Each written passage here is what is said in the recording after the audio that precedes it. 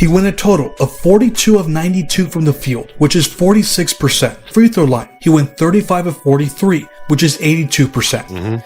Now for LeBron James, he went a total of 26 of 78 from the field.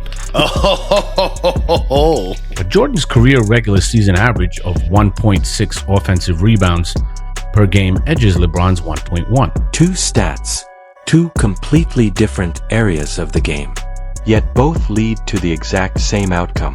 Before diving in, though, there's an important clarification.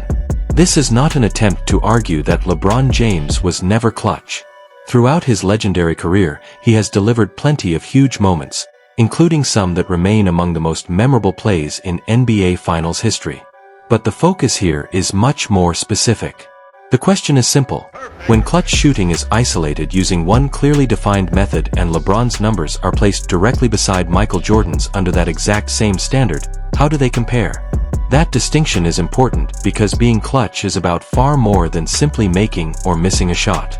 Defense, playmaking, drawing fouls, decision-making, and reading the situation under pressure all play a role. This comparison isn't trying to measure every part of clutch performance. Instead, it focuses on one specific category to create a direct, apples-to-apples comparison. The clutch numbers in the finals and LeBron James is so embarrassingly one-sided that it should come with a parental warning. If there are LeBron fans that suffer from alethiophobia, a fear of the truth, I would advise that you exit the video immediately. Strong opening, but the real question is whether the numbers can support it. Here's the definition being used: the final 5 minutes of the fourth quarter or overtime, with a score within 5 points. Using that exact standard, every finals appearance for both players is included in the comparison. He went a total of 42 of 92 from the field, which is 46%. Free throw line, he went 35 of 43, which is 82%. That's Jordan's performance using the 5-minute, 5-point definition. Now, let's turn to LeBron and apply the exact same criteria. Went a total of 26 of 78 from the field. 33%, a full 13 percentage points below Jordan. And that's across an entire career's worth of finals appearances using this specific clutch time filter. To be clear, this doesn't represent every pressure shot LeBron ever attempted. But when you break the numbers down series by series using the exact same criteria, the comparison becomes even more difficult for him. 2011 series against the Dallas Mavericks. He went 0 for 8 in the clutch. Using that same clutch time definition, he finished the entire series without recording a single made shot. Then, the same thing happened again.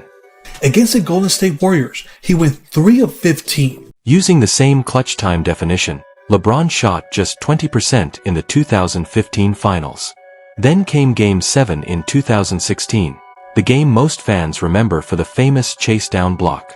Within that same clutch shooting sample, LeBron went just 1 for 5 from the field. But his biggest impact in those final minutes didn't come from scoring. It came on defense, with his iconic block on Andre Iguodala, one of the most replayed defensive moments in finals history and a play that remains on countless all-time highlight reels. So, if the discussion is strictly about clutch shooting, Jordan holds the clear advantage in this comparison. But if the definition expands to include every type of clutch play, the conversation becomes more complicated. A championship-changing defensive play doesn't appear anywhere in a field goal percentage. Kyrie Irving later hit the famous go-ahead shot, and that play was separate from LeBron's own shooting attempts in this specific sample. Then there's Game 3 of the 2017 Finals. To be clear, this isn't about LeBron's full series numbers. He averaged a triple-double in that finals and scored 41 points in Game 5. This discussion is focused only on the narrow clutch time sample. Now comes another interesting category. The ball is in your hands, the game is tied or your team is trailing, and you need a basket to either win the game or force overtime. Jordan recorded 3 makes in this type of finals situation. Steve Kerr's shot in 1997 and John Paxson's shot in 1993 were also created in situations where Jordan's presence and ability to draw defensive attention helped open opportunities for his teammates. On the Kerr play, Jordan attracted help before making the pass, while on the Paxson sequence, Jordan's attack helped force the defense to collapse. Now apply that same situation to LeBron. Under this particular sample, The count comes out to 0 made shots across 5 attempts. Some people may argue that this reflects LeBron's willingness to make the smarter pass instead of forcing a difficult shot, and that is a fair argument. But when this particular source also checked its definition of a game-winning assist, that column was empty as well. One important disclaimer: a game-winning assist is not an official NBA statistical category. So that number should be treated as part of this specific breakdown and methodology, rather than a universally tracked league statistic. That's a pretty good sample size. And how many of those 94 shots has LeBron made? 19. For a shooting percentage of... According to this database's definition of game-tying or go-ahead attempts, LeBron made 19 of 94 attempts across the regular season and playoffs combined, which comes out to roughly 20%. Using the same tracking method, Jordan was placed at around 50% in those situations. That's a significant difference, 50% versus 20%, under this specific methodology. Of course, the comparison depends on how the database defines and tracks those situations, but the gap itself is still substantial. Now, let's move to a completely different statistic. Different category, yet the comparison points in a similar direction. LeBron is widely known for his size, strength, and athleticism. At 6 feet 9 inches and around 250 pounds, he has a clear physical advantage over Jordan, who is listed at 6 feet 6 inches and 216 pounds. So how does the rebounding comparison look? Offensive rebounds are anything but easy. Players have to battle through boxouts, physical contact, and positioning just to secure the ball and give their team another possession. Despite being the smaller player, and playing in an era often viewed as more physical with different defensive rules, Jordan still managed to outperform LeBron on the offensive glass. LeBron's highest single-season regular offensive rebound average came in 2007 and 2008, at 1.8 per game. Across 23 seasons, he has never averaged 2 offensive rebounds a game in the regular season. LeBron's highest single-season average for offensive rebounds was 1.8 per game, which came during the 2007-08 season. Across his 23 NBA seasons through 2025-26, he never averaged more than 2.0 offensive rebounds per game. Jordan, meanwhile, surpassed the 2.0 mark twice, first in 1984-85 and again in 1986-87. The argument here becomes even more interesting when you consider that Jordan played in an era often viewed as more physical, where fighting for offensive rebounds could be a battle of positioning, contact, and effort. Jordan's career playoff offensive rebound average goes even higher at 1.7 a game. LeBron's is lower at approximately 1.5. The playoffs bring higher stakes, tougher defense, and even greater pressure, where every possession can change the outcome. Yet in this comparison, Jordan's numbers rise rather than fall. So now we have 2 completely different categories: clutch shooting under a specific definition and offensive rebounding measured across their careers. In both areas, Jordan comes out ahead, and the gap is significant. The finals clutch sample shows 46% versus 33%. In game-tying or go-ahead situations, the comparison is roughly 50% versus 20%.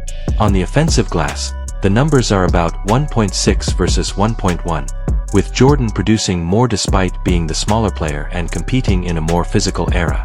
Of course, none of this proves that LeBron was never clutch. It also doesn't erase legendary moments like the chase-down block on Andre Iguodala, a defining play from the 2016 championship run that will remain part of NBA history. What these numbers do show is that when you isolate 2 specific categories and apply a clear methodology instead of relying on vague arguments, the statistical comparison leans more heavily toward Jordan than many people might expect. That doesn't settle the entire GOAT debate. These are only 2 categories, examined using clearly defined measurements and specific numbers. Interpret them however you want. But the numbers are there, and under these particular measurements, they strongly favor Jordan. Strong opener, but now comes the real question: do the numbers actually back it up?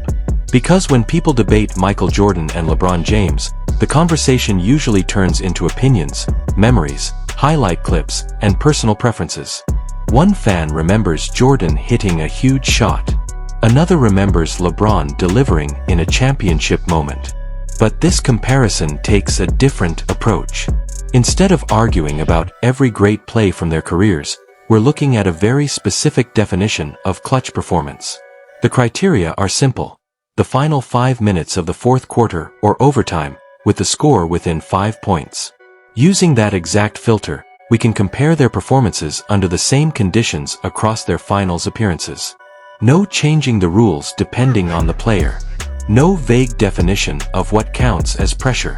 Just one clear standard applied equally to both legends. And that's important because the word clutch can mean different things to different people. Clutch basketball isn't only about hitting jump shots. A player can make a huge defensive stop, grab a critical rebound, draw a foul, create an open shot for a teammate, or make the right decision when the pressure is at its highest. LeBron has plenty of moments that belong in that conversation, including the unforgettable chase-down block in Game 7 of the 2016 Finals. Jordan also had countless moments where his scoring, defense, and overall presence changed games. But for this particular comparison, we're narrowing the focus to one specific area: shooting performance during those clearly defined clutch situations. That doesn't tell the entire story of either player's career, but it does allow for a direct apples-to-apples comparison. So once the methodology is set, the debate becomes much more interesting. We're not saying these numbers alone decide the GOAT conversation, because basketball is far too complicated for one statistic, or even a few statistics, to settle everything. But if both players are being measured by the exact same definition,